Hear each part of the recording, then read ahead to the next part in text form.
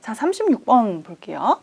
단일 사례 설계의 개입 효과에 관한 설명으로 옳지 않은 것은 이건 역시 우리 교재 기준으로는 4챕터 쪽에 나온 내용이에요. 3챕터, 4챕터. 네. 자, 볼게요. 그 단일 사례 설계는 개입이 이루어지고 그 다음에 처음에 이제 관찰하고 개입하고 그래서 그 변화를 이제 분석하는 것이잖아요. 자, 1번 개입 후에 변화의 파동이 심하면 효과 판단이 어렵다. 파동이 너무 심하면 이게 도대체 왜 이러는지 좀 당황스럽기는 해요. 그래서 이거는 맞는 표현이고요. 기초선이 불안정할 경우에는 기초선의 경향선을 이용해서 그 기울기를 가지고 통계적으로 분석을 하거든요. 그래서 이거는 올바른 설명이에요. 개입 효과를 판단한다. 자, 기초선에서 개입 기간까지 경향선을 통해서 시각적으로 판단한다. 자, 이게 뭐 2번과 3번이 무슨 차이냐면 이게 왜 그래프 보면 처음에 개입하기 전에 뭐 청소년의 흡연과 관련돼서 뭐 청소년들이 한 계속 이 정도였었다. 근데 뭐 어떤 흡연과 관련된 위험성을 알리고 이런 멘토링 프로그램을 한 다음에 청소년들의 흡연율이 뚝 떨어졌다. 뭐 이런 그래프들을 보잖아요. 근데 이게 이제 약간 애매하면은 통계적으로 이 기울기를 분석해서 하는 방법이 있을 수 있다라고 하는 거 그 내용이고요. 그 다음에는 통계적으로는 약간 뭐 그렇게 막 괄목할 만하진 않지만 그래프상으로는 괜찮은 결과가 있을 수 있잖아요. 그런 경우는 이런 시각적으로 그래프를 통해서 우리가 이 정도면 그래도 괜찮지라고 또 얘기를 해요. 그래서 2번, 3번은 그런 약간 그 미세한 차이예요. 그래서 2번도 있고 3번도 있는데 또 그럴 수도 있어요. 그냥 전문가가 그러니까 이런 사회조사를 실시하실 우리 예비 이 전문가 선생님들 여러분들께서 임상적으로 분석을 해서 하기도 해요. 그러면 이 내용보다는 조금 더 주관성은 높은데요. 그래도 이제 어느 정도 사람들이 이제 또 받아들일 수 있는 근거가 되기도 하죠. 이제 그런 거. 그다음에 4번 통계적 검증을 통해서 뭐 같은 맥락에서 하는 내용들이죠. 자, 그러면 5번이 틀렸겠죠? 그렇죠? 5번이 왜 틀렸을까요? 개입 후에 상당한 기간이 지나서 최초의 변화가 발생하는 경우에는 이거 개입이 효과가 있구나라고 판단한다는 거예요. 말도 안 되는 내용이죠.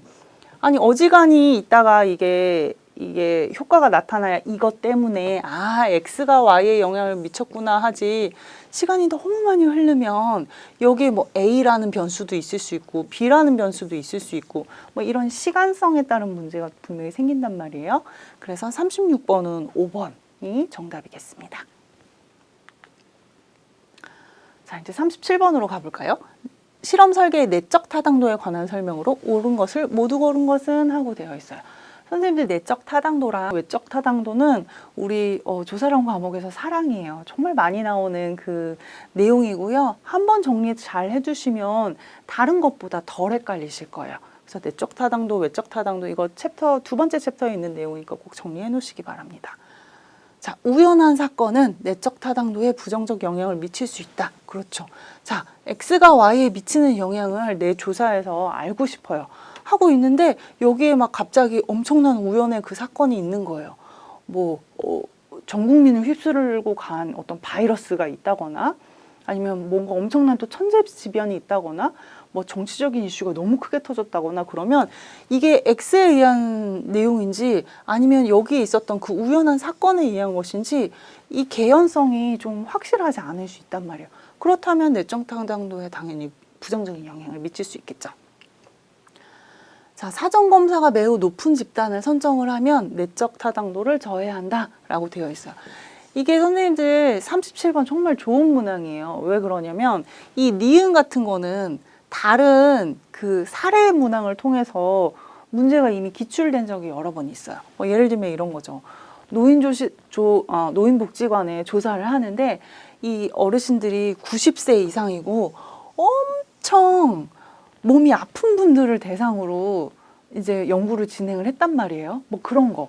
이미 우리가 이제 대충 건강 상태를 예측할 수 있는 여러 그 변수들이 있는데 거기에서 굉장히 극단의 대상을 놓고 이제 연구를 진행했어요.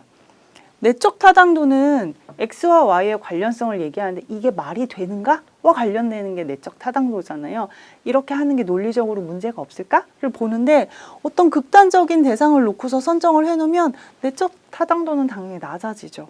예, 그래서 니은도 당연히 맞는 얘기고요. 자, 내적 타당도는 그래서 이게 말이 돼? 이 구성 괜찮은 거야? 라고 하는 거라고 말씀드렸는데 내적 타당도가 높으면 일반화 가능성이 높을까요? 뭐 그럴 수도 있고 아닐 수도 있고 이거는 반드시 이러면 이럴 것이다 라고 얘기할 수 없어요. 일반화 이것과 관련된 건 내적 타당도가 아니라 외적 타당도에 대한 내용이잖아요. 연구 결과의 일반화. 이 두 가지의 내용을 비교해서 알고 있는가와 관련된 내용이에요. 그래서 이 내적 타당도 문제는 늘 자주 등장을 하는데 요런 패턴으로 나오거나 아니면 요거를 각각을 뭐 사례를 제시해 준다거나 요렇게 등장을 하죠. 37번은 기억 니은이 올바르기 때문에 3번이 정답입니다. 네. 자, 38번 볼게요. 38번. 내용 분석에 관한 설명으로 옳지 않은 것은 내용 분석 또 나왔어요. 내용 분석 꼭 정리해 보셔야 돼요, 선생님들. 자, 역사적 분석과 같은 시계열 분석에 엄청 자신감이 있죠. 그럴 때 쓰라고 하는 게 내용 분석입니다. 너무 쉽게 나와버렸어요. 자, 그럼 2번부터 5번까지는 올바른 설명이겠죠. 그쵸? 인간의 의사소통 기록을 체계적으로 분석한다 되어 있어요. 이 내용 분석은요, 뭐 글, 그림, 상징적인 기호, 지도, 표지판 이런 것들 있잖아요. 우리 인류 역사상 해왔던 모든 의사소통 기록들 이런 것들 다 활용할 수 있다라고 하는 것이고요. 시 공간에 따른 제약이 없죠. 체계적으로 분석할 수 있고 분석상의 실수를 맞아요. 뭐 한 3,000년 전에 일을 분석하는 데 있어서 내가 좀 잘못했다. 그러면 그 자료가 변하는 것은 아니잖아요. 내가 그걸 코딩을 다시 한다거나 아니면 해석상에서 좀 더 주의를 기울인다거나 하면 되니까 괜찮아요. 양적 조사와 질적 조사에 공동으로 활용할 수 있다. 예. 그 뭐 신문지상을 분석하는 것도 그거를 뭔가 뭐 단어가 몇 번 나오느냐 아니면은 이것과 관련된 긍정적 표현이 더 많은지 부정적 표현이 더 많은지 이런 것들 같은 경우는 다 통계 엑셀에다가 다 분석할 수 있잖아요. 양적 조사도 가능하고요. 질적 조사도 가능합니다. 기존 자료를 활용하죠. 그렇죠? 그래서 타당도 확보가 어렵다라고 되어 있어요. 애초에 그 문서 자체가 오류인 경우 뭐 이런 경우도 있을 수 있잖아요. 그 다음에 역사는 사실 살아남은 자의 기록이기 때문에 이제 그런 우리가 보통 하는 것들 생각해 보면 그럴 수 있겠죠. 그래서 38번의 정답은 1번이 틀린 내용인 거죠. 자, 39번 가볼게요. 질적 연구에 관한 설명으로 옳지 않은 것은 하고 되어 있어요. 질적 연구는 보통 한 문항 정도 출제가 되는데 17회에서 3문항이나 출제가 됐었고요. 18회에서도 이제 등장을 하죠. 질적 연구는 어렵지는 않고 이게 조사 유형하고 또 연계되거나 아니면 그래서 질적 연구의 표직 방법이랑 연계해서 또 이렇게 나오는 통합 문항들이 있어요. 그래서 요거 질적 연구는 조금 더 신경 써서 봐주셔도 좋을 것 같아요. 풍부하고 자세한 사실에 이런 거 필요할 때 질적 연구 하죠. 그렇죠? 자, 2번 문제에 대한 통찰력을 제공하죠. 연구 참여자의 상황적 맥락 안에서 이루어진다. 맞습니다. 이런 질적 연구, 뭐 귀납적인 이런 연구를 좋아하고 이런 사람들이 많이 쓰는 게 맥락이라는 말이에요. 컨텍스트, 뭐 그 사람들의 어떤 행위자의 그런 내용을 심층 이해하고 뭐 이런 표현들 많이 하죠. 자, 4번 다른 연구자들이 재현하기 용이하다. 이 부분이 틀렸어요. 자, 양적 연구는 이럴 수 있어요. 그죠? 양적 연구는 이럴 수 있는데요. 질적 연구는 연구자가 중요한 연구 도구로 작용을 해요. 그래서 어떤 사람이 가서 인터뷰를 하는가에 따라서 그 사람의 성향이라던가 그 사람들이 그 참여자들하고 이렇게 라포 맺는 수준이라던가 이런 거에 따라서 결과가 많이 달라지거든요. 그리고 그런 부분에 대해서 질적 연구는 너무 주관적이야 라고 할 거는 아닌 것 같아요. 이거는 인식론의 차이기 때문에 그래서 질적 연구 매니아들은 이런 부분에 대해서 좀 더 많은 매력을 좀 느끼는 것 같습니다. 현상에 대해서 심층적으로 기술할 때 탁월하죠. 그래서 39번의 정답은 4번이고요. 40번 넘어갈게요. 혼합 연구 방법에 관한 설명으로 옳지 않은 것은 하고 되어 있어요. 이번에 그 조사론 교과목에서요. 약간 보기 문항이 좀 까다롭게 출제된 것들이 있어요. 제가 보기에는 40번도 그런 면에서 선생님들 조금 쉽지 않게 느껴지셨을 수는 있을 것 같거든요. 근데 뭐 그렇다고 당락을 결정할 정도의 내용은 아닌데 보기 문항 중에서 우리가 별로 많이 안 써왔던 그런 표현들이 조금 낯선 표현들이 있었어요. 볼게요. 혼합 연구 방법은 일단 질적 연구 방법과 양적 연구 방법 이렇게 섞어서 쓰는 거잖아요. 양방을 이제 같이 쓴단 말이에요. 철학적이고 개념적이고 이론적인 틀을 기반으로 한다라고 되어 있어요. 자, 질적 연구와 양적 연구는 정말 종교가 다른 거예요. 아까 인식론 제가 말씀드렸는데요. 그런 부분에 대해서 중요하게 생각하는 거, 표현하는 방식들 이런 것들이 많이 달라요. 그걸 한 연구에서 끌어모으려면 그만큼의 이런 내용들을 다 좀 수용하고 계신 분이어야 가능하다라고 하는 것이고요. 2번 혼합 연구 방법의 설계 유형은 병합 설명 구축 실험이 있다라고 되어 있어요. 이런 게 틀렸어요. 뭐 실험 연구 같은 경우는 네, 선생님들 딱 아시기에도 그렇고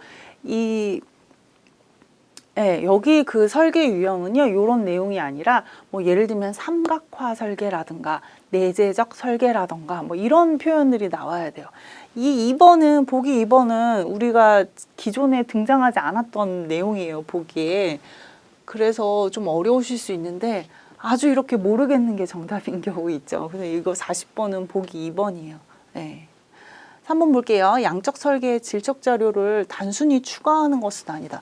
예, 그렇게 하면 혼합할 필요가 없죠. 예, 액세서리로 다른 연구 방법론을 그냥 낀다? 그렇지 않아도 바쁜데 연구자가 그럴 이유는 없어요. 각각의 연구 방법을 통해 얻은 결과가 서로 확증되는지 알아보기 위해서 사용한다라고 되어 있어요. 연구 결과의 방향성이 다를 수도 있어요. 근데 그렇다면 그런 대로 또 의미가 있거든요. 꼭 같아야 하는 거는 아니고요. 근데 이제 한번 그런 맥락도 있다라고 하는 것이고요. 질적 연구 방법으로 발견한 연구 주제를 양적 연구 방법을 이용해서 탐구하기도 한다라고 되어 있습니다. 반대도 가능해요. 예, 양적 연구에서 나온 결과에서 질적 연구, 이거 통계가 이렇게 나왔는데 왜 그렇지? 궁금할 때 추가로 사람들에게 인터뷰를 한다거나 뭐 이런 식의 방법, 이거는 이렇게도 가능하고 반대로도 가능하다라고 되어 있습니다. 40번은 그래서 2번이 정답이에요. 신뢰도와 타당도 나왔어요. 선생님도 이것도 참 많이 나오는 내용 중에 하나죠. 옳은 것을 하고 고르라고 되어 있습니다. 자, 신뢰도는 일관성으로 표현될 수 있는 개념이다. 예, 맞아요. 자, 체중계가 있어요. 근데 이 체중계는 늘 2kg가 많이 나가요. 저 같으면 버리겠지만 이제 그런 경우에 이 체중계의 신뢰도는 일관적이잖아요. 그렇죠? 그래서 늘 2kg가 많이 나가는 이 체중계의 신뢰도가 제법 있는 편이에요. 네, 그래서 신뢰도는 있는데 타당도는 어떨까요? 내 몸무게보다 매번 2kg를 더 내주는 걔는 나쁜 애죠. 그런 제가 말씀드린 그 체중계는 신뢰도는 있는데요. 타당도는 매우 떨어지는 그런 거예요. 그래서 신뢰도와 타당도는 반드시 같이 가지는 않아요. 그런 거 알고 계시고요.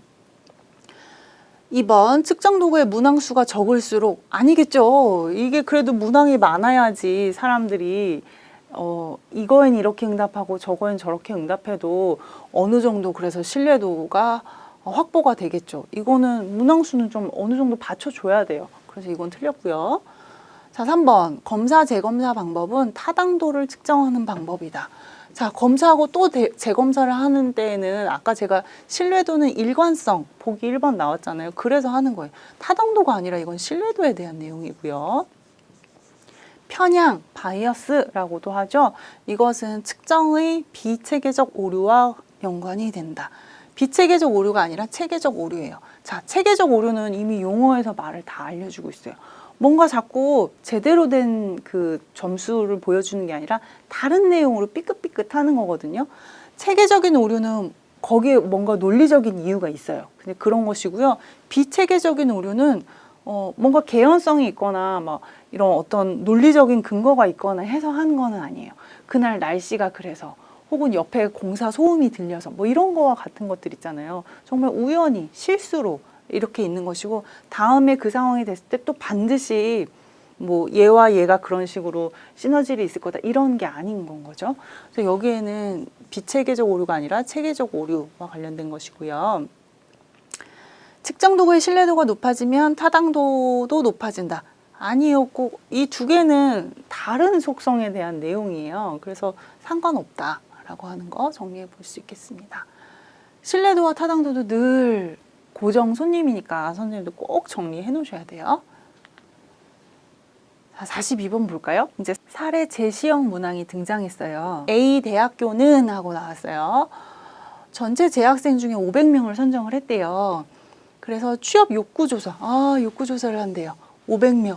적지 않네요. 그렇죠? 설문지를 다 들고 일일이 가기 좀 어려워요. 우편조사, 방문조사, 전화조사, 온라인조사, 면접조사 있는데 이 중에서 제일 돈도 적게 들고 절차가 간편한 자료 수집 방법은? 하고 되어 있어요. 선생님들께서 자료 수집 방법, 우리 교재에 나와 있는 걸 달달달달 외우지 않다 하더라도 이건 너무 쉽게 선생님들 온라인 조사인 거 아시겠죠? 자, 이 각각은 이렇게 사례를 통해서 나오기도 하고요. 이 장단점을 비교해서 이 사람이 이 조사의 구체적인 자료 수집 유형에 따른 특성이나 장단점을 알고 있는가와 관련된 문항은 자꾸 출제가 되고 있어요. 42번은 굉장히 쉽게 나왔으니까 아실 수 있을 것 같아요. 자, 43번 볼게요. 변수의 측정 수준을 고려해서 변수 유형을 순서대로 나열한 것은? 하고 되어 있어요. 변수에 뭐 명목 변수, 서열 변수, 등간 변수, 이거 비율 변수 이런 것들 있잖아요.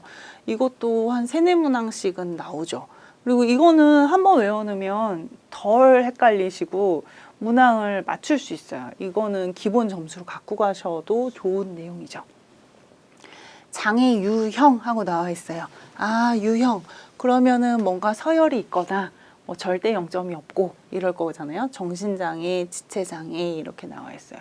마치 우리 설문조사에서 1번 남자, 2번 여자 같은 거죠. 이런 거는 대표적인 명목이에요. 명목 변수. 그냥 이것과 이것을 구분하기 위해서 번호를 붙였고요. 뭔가 우월함이 있다거나 강도나 색이나 이런 거하고 상관이 없는 내용인 거죠. 그래서 명목 변수고요. 장애 등록 후의 기간하고 되어 있어요. 뭔가 숫자가 나오면 둘 중에 하나예요. 그쵸? 등간이거나 서열이거나 비율이거나 이렇게 되는데요. 자, 여기에서 보면은 장애 등록 후 기간, 개월수. 자, 절대 0점이 있느냐가 중요한데요. 장애를 이제 막 등록했을 수 있잖아요. 어제 그 구청 가서 등록을 했어요. 뭐 센터에 가서 등록을 했어요. 그럼 절대 0점이 존재하죠. 그래서 절대 0점이 있기 때문에 이건 비율 변수예요. 비율 변수 이런 거고요. 장애 등록 연령. 태어나면서부터 장애가 있었다. 그래서 바로 처음에 이제 엄마의 산정 검사 때도 이미 알고 있었다. 이런 경우 있잖아요. 그러면은 거기에도 0부터 시작을 하는 거죠. 절대 0점이 있으면 무조건 비율 변수예요. 그래서 여기에도 역시 비율 변수이고요. 장애인의 건강 정도 상중하. 보세요. 명목 변수는 아니고요. 왜냐하면 뭔가 서열, 뭐 강도의 색이 이런 게 존재하잖아요. 하지만 상중하에는 절대 0점이 있지는 않아요. 그렇죠? 그러니까 이거는 서열 변수죠. 이거 43번은 좀 쉽게 나왔어요, 선생님들. 그렇죠? 그래서 정답은 명목, 비율, 서열. 명비비서 2번. 2번이 정답입니다. 변수는 꼭 정리해 두세요. 우리가 정리한 시간 대비 가성비가 높은 영역 중에 하나예요. 자, 44번입니다. 다음에 해당하는 표집 방법은? 하고 되어 있어요. 여기 또 사례가 제시되는 그런 내용인 거죠. 표집 방법. 표집 방법은 크게 확률 표집과 비확률 표집으로 나뉘어요. 그렇죠? 그래서 확률 표집과 비확률 표집 방법의 그 차이를 알고 있는가, 구체적인 유형을 알고 있는가, 이것과 관련된 문항들이 많이 나오죠. 뭔가 프로그램을 개발을 한대요. 근데 그 담당자한테 자신의 욕구를 잘 표현할 수 있는, 그러니까 왜 참 좋은 분이고 다 알겠는데 너무 표현력이 떨어지는 분들이 있으시잖아요. 잘 모르겠어요. 그냥 뭐 그렇죠. 이렇게 하면 내가 원하는 정보를 얻는데 좀 문제가 생길 수 있어요. 그래서 욕구를 잘 표현해 주실 법한 이제 이거에 잘 응해 주실 법한 분을 조사 대상으로 선정했다는 거야. 이게 뭐냐? 표집 방법이 하는 거죠. 자, 확률 표집은 보통은 이제 무작위성 우리가 뭐 제비 뽑기나 뭐 이렇게 해서 하는 것들이고요. 요런 거는 지금 그게 아니에요. 애초에 대상을 정해서 들어갔잖아요. 확률 표집이 아니라 비확률 표집 중에 하나일 거예요. 그죠? 자, 층화 표집, 할당 표집, 의도적 표집, 우발적 표집, 체계적 표집 이렇게 나와 있는데요. 이런 거는 애초에 의도하고 들어가는 거잖아요. 그래서 이거는 표집 공부를 달달달달 하지 않으셨다 하더라도 아, 의도적 표집이구나 하실 수 있어요. 자, 선생님들 교재마다 약간씩 이거를 표현하는 용어가 달라요. 그래서 의도적 표집은요, 뭐 유의 표집. 그게 사실 우리가 한자어랑 이 영어 받아들이는데 그걸 이제 조금 다르게 써서 그러는데요. 의도가 있다 이런 거니까 의도적 표집과 유의 표집 같은 거 아실 거고 뭐 어떤 교재에는 이렇게도 나와 있어요. 주관적 판단 표집 이렇게도 표현이 되거든요. 근데 뭐가 됐던 아 이건 연구자가 듣고 싶은 사람 골라서 갔네 이렇게 이제 아시면 되는 거죠. 그래서 연구자가 판단하기에 모집단을 잘 표현한다고 대표한다고 여겨지는 일부의 대상이나 지역을 중심으로 해서 임의 표집하는 방법을 바로 의도적 표집이라고 하죠. 자, 45번 갈게요. 설문지 작성에 관련된 내용으로 나와 있습니다. 옳지 않은 것은 하고 되어 있어요. 개연성 질문은 사고의 흐름에 따라 배치한다. 자, 1번 갔다가 뭐 그 다음에 그 연결돼서 2번으로 가야 되는 거. 자, 뭐 이런 게 있을 수 있죠. 네, 개연성 질문은 흐름에 따라서 배치하는 게 옳고요, 일단. 그 다음 선생님 수반형 질문이라는 것도 있어요. 귀하는 뭐 대통령 선거를 해보신 적이 있는가? 있다, 없다. 이렇게 있죠. 있다면 있다. 그 다음에 없다. 이렇게 가볼게요. 만약에 있으시다면 그분이 당선된 적도 있나요? 뭐 이럴 수 있잖아요. 그러면 해보신 분이라면 있냐 없냐 이렇게 나오는 거잖아요. 이런 건 수반형 질문이라고 해요. 근데 이 수반형 질문을 많이 하는 건 좋지 않아요. 왜냐하면 사람들이 하다가 포기하는 경우가 많거든요. 이런 거 알고 계시면 좋고요. 고정 반응을 예방하기 위해서 유사 질문들은 분리해서 배치한다라고 되어 있어요. 이게 뭐냐면 자꾸 뭐 긍정적인 게 나오고 이렇게 하면 사람들이 잘 안 읽어요. 그냥 아 맞아 다음 문항도 이런 걸 거야 하면서 대충 읽거든요. 그런 그 세트라고 얘기하잖아요. 뭔가 사람들이 패턴으로 인식하고 이제 고정적으로 반응을 해버리는 그런 문제가 생겨요. 그래서 비슷한 질문들이 있다면 분리해서 설문지에 여기저기 이렇게 숨겨놓는 경우들 그런 트릭들도 씁니다. 이거는 올바른 설명이에요. 네. 민감한 주제나 주관적 질문은 설문지 뒷부분에 당연히 배치해야 돼요. 자, 앞에 첫 장에 벌써 내가 뭔가 떠올리게 마음 아프거나 아무리 익명성을 전제로 한다 하더라도 좀 불편한 내용들이 있을 수 있죠. 첫 장에 그게 있어요. 그러면 아 바빠서 못하겠어요 라고 사람들은 다 간단 말이에요. 앞에는 일반적인 거 놓고요. 그래서 민감하고 내가 정말 궁금한 것들은 뒤로 놓는 게 당연히 전략이죠. 4번 명목 측정을 위한 질문은 단일 차원성의 원칙을 지켜서 내용을 구성한다. 네, 맞아요. 그래서 이거 하나를 보는데 막 여러 개가 막 복합적인 내용들이 다 들어가가지고 결국 그렇게 되면 설문조사 결과 못 쓰거든요. 실컷 고생해서 자료 수집하셨는데 그러면 안 되죠. 그러니까 단일 차원성의 원칙 지키셔야 된다라고 하는 거고요.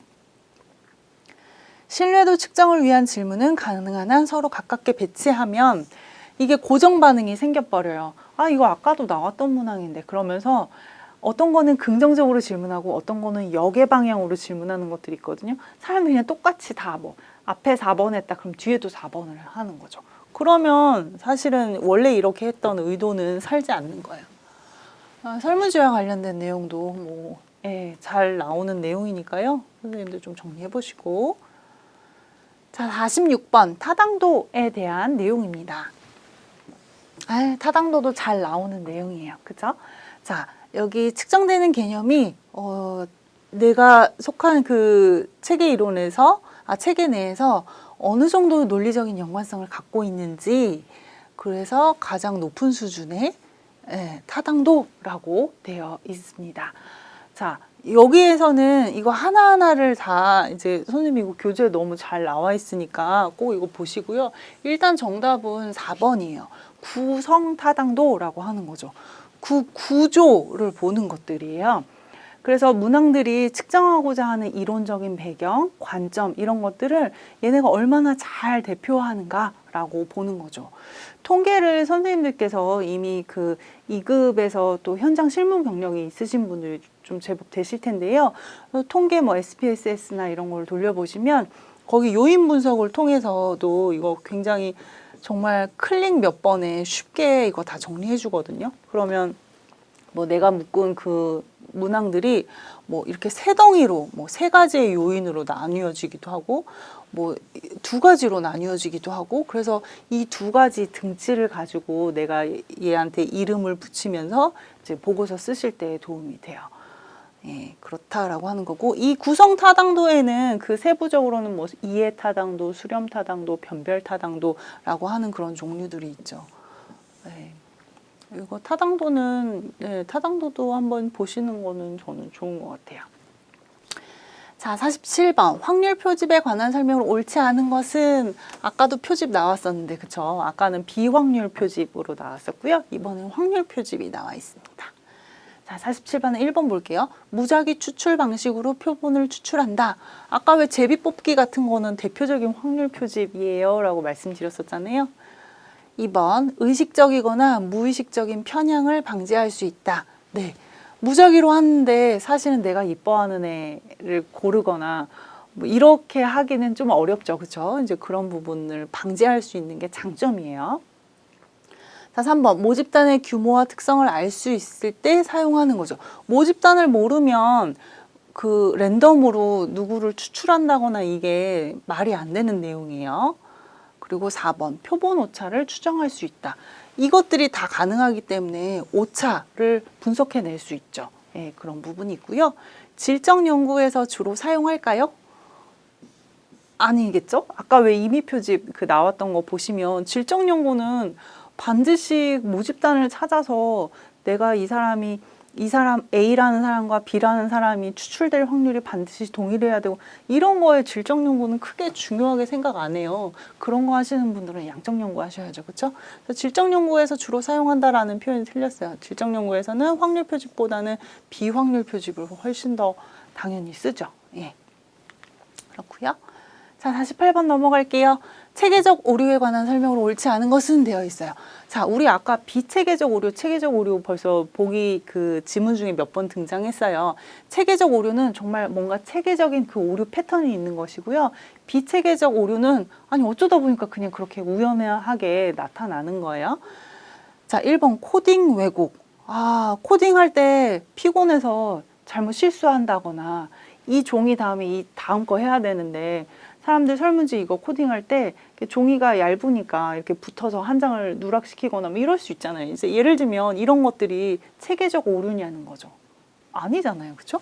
그래서 이거는 너무 쉽게 48번은 1번이 정답이에요. 자, 그리고 2번 익명의 응답은 체계적 오류를 최소화해요. 네, 이런 거죠. 그러니까 내가 분명히 설문을 하는데 나인 게 드러나면 왠지 사람들은 남한테 좋은 사람이고 싶고 멋지고 점잖은 사람으로 보이고 싶어요. 사회적 동물이기 때문에 그렇거든요. 근데 이제 익명성을 보장해주면 그런 식의 체계적 오류는 조금 줄어들 수 있겠죠. 그런 내용이 나와 있는 거고요. 편견 없는 단어, 체계적 오류를 최소화하죠. 왠지 그 단어가 어떤 뭐 가치 중립적이지 않고 어떤 특정 그 내용을 많이 담고 있는 경우는 체계적 오류를 발생시킵니다. 그래서 편견이 없는 단어를 쓰는 게 좋다라고 하는 것이고요. 척도를 잘못 만들었어요. 그러면 체계적 오류가 발생되죠. 네, 비관여적 관찰은 체계적 오류를 최소화한다라고 되어 있습니다. 자, 관여하지 않는 거. 그래서 연구자가 그 대상자에게 미치는 영향이 적을 때, 그럴 때에는 체계적 오류를 최소화하죠. 예, 이런 거는 어렵지 않게 푸실 수 있을 것 같아요. 자, 이제 49번 넘어가 볼게요. 이것도 사례 제시형 문항이 나왔어요. 올바른 변수 구성. 선생님들 지금 변수 계속 나오고 있는 거 아시죠? 학업 중단 청소년의 아르바이트 경험이 자, 우리 국어 시간으로 생각해 볼게요. 은는이가, 여기가 은는이가라는 조사가 붙는 게 이게 주어잖아요. 그죠? 이게 독립변수라는 얘기예요.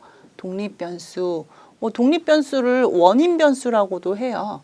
그렇죠? 그래서 보통 우리가 x가 y에 미치는 영향 할 때 x이고요. 이게 삶의 만족에 미치는 영향은 하고 되어 있어요. 삶의 만족이 이제 종속변수네요. 자, 그래서 독립변수에 해당하는 내용이 종속변수고요.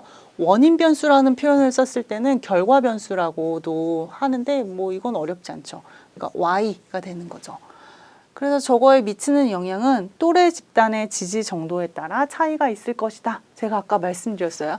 x가 y에 미치는 영향이 있는데 여기 어떤 변수가 나타남으로써 얘가 얘에 미치는 어떤 영향의 강도라든가 혹은 방향성이라든가 이런 걸 바꿔버리면 이건 조절 변수예요. 보통 조절 변수랑 매개 변수랑 헷갈리게 나오는데 이번에는 조절 변수만 두 문항이 나왔어요. 그래서 이걸 이제 연결 가능하게 이제 제대로 고르라라고 하는 거죠. 자, 볼게요. 아르바이트 경험 유무. 이거는 독립 변수예요. 그렇죠? 경험을 했냐 안 했냐. 뭐 했으면 1번, 안 했으면 2번. 이렇게 하는 경우에는 독립 변수. 이거 맞는 표현인데요. 독립 변수를 명목으로 하면 평균 안 내죠. 이걸 1번과 2번 평균 내서 1점 얼마라고 하면 그거 어떻게 해석하실 거예요. 그렇죠? 이거는 평균을 내는 게 중요한 게 아니라요. 그래서 한 친구들이 더 몇 명이고 이런 최빈값, 평균을 내는 게 아니라 최빈값 요 정도 수준으로 분석이 가능하다 정도 아시면 되고. 자, 이번에는 아르바이트의 경험의 종류. 그래서 배달을 했는지 아니면 뭐 과외를 했는지 뭐 이런 것들이 있을 수 있잖아요. 이제 이런 거가 종류라면 그거 독립변수 될 수 있죠. 그래서 배달하는 친구들은 이랬고 뭐 같은 아르바이트라 하더라도 요렇게 일하는 친구들은 또 다른 영향을 미칠 수 있고 뭐 이런 건 있을 수 있죠. 자, 이것도 지금 딱 보기에도 명목 변수예요. 명목 변수는 아까 말씀드렸다시피 평균을 구하는 게 아니라 최빈값 가장 많이, 그래서 그런 거를 구할 수 있다라고 하는 거죠. 그래서 2번이 올바른 내용이고요. 3번 볼게요. 아르바이트 경험 개월수라고 됐어요. 이거는 절대 0점도 있으니까 비율 변수로도 쓸 수 있을 것 같아요. 그랬을 때 얘가 조절 변수가 되느냐라고 하는데요. 조절 변수는 아니고요. 조절 변수는 아까 한 것처럼 친구들이 그거에 대해서 어떻게 지지하고 친구와의 평소 교우 관계라든가 이런 게 조절 변수잖아요. 그래서 이건 독립 변수예요. 그렇죠? 그래서 이거는 틀렸어요. 그리고 독립 변수고 비율 변수고 평균을 구할 수 있죠. 맞아요. 이거는 맞아요. 중간값을 구할 수 있는데요.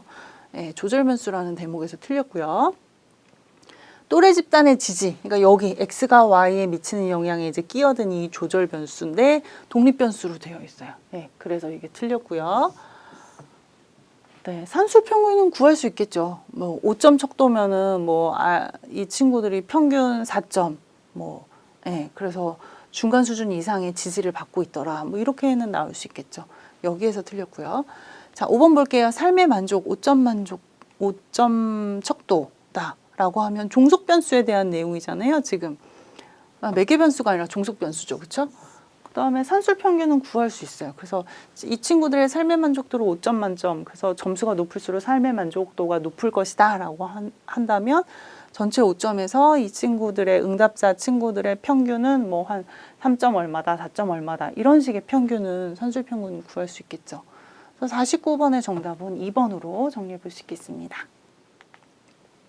벌써 마지막 문항이네요. 선생님들 이제 50번 왔습니다. 질적 연구 방법과 적절한 연구 주제가 바르게 연결된 것을 모두 고른 것은 하고 되어 있어요. 질적 연구는 한 문항 나올 때 있고 두 문항 나올 때 있고 세 문항 나올 때도 있어요. 자, 이번에는 질적 연구의 대표 선수들이 다 출동을 했죠. 굉장히 큰 문항이 나왔어요. 작년에는 근거 이론에 대해서 딱 집어가지고 그렇게 나왔는데요. 이번에는 조금 두리뭉실 공부하셨어도 쉽게 푸실 수 있었을 것 같아요. 자, 늙어감이라고 하는 것이 어떤 의미인지를 이해할 수 있다. 이게 현상학하고 연결이 된다라고 하는데요. 맞아요. 어떤 한 개인의 혹은 지역의 경험의 본질이 무엇이고 그 현상이 어떤 의미를 갖고 있는지를 탐구하는 것이 현상학이죠. 기억은 올바른 표현이고요. 자, 니은 볼게요. 참여행동연구라고 되어 있습니다. 연구자가 이제 어떤 가족이 이혼하는 걸 봤어요. 그래서 그 가족 해체의 그 사례를 심층적으로 이해할 수 있다라고 되어 있어요. 이거 좀 연결이 어색해요. 참여행동 연구는요, 액션이에요. 네, 그래서 참여행동 연구에서 연구 대상자는 이 연구 설계에 굉장히 주도적인 역할을 하고요. 그러니까 좀 뭔가 이렇게 패기도 넘치고 좀 그런 내용들이에요. 그래서 보통 보면 이런 이혼 사례를 참여행동 연구로 하지는 않죠. 자, 디귿으로 넘어갈게요. 근거 이론하고 되어 있는데요. 노인의 재취업 경험을 이론화할 수 있다라고 되어 있어요. 근거 이론에서는 이렇게 이론을 생성하는 것을 중요하게 여겨요. 사람, 사건, 현상에 대한 이론을 만드는 거, 그게 바로 근거 이론을 하는 목적이거든요. 이건 올바른 연결이라고 할 수 있겠죠.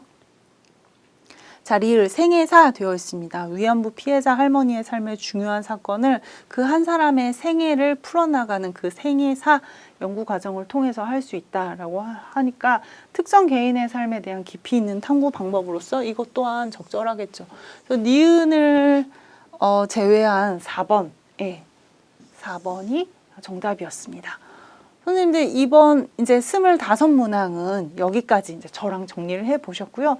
책 덮기 전에 아까 제가 특별히 부탁드렸던 그런 부분들은 좀 포스트잇이라도 더 많이 붙여 놓으시면 나중에 정리하실 때 큰 도움 될 것 같습니다. 고생 많이 하셨습니다. 감사합니다.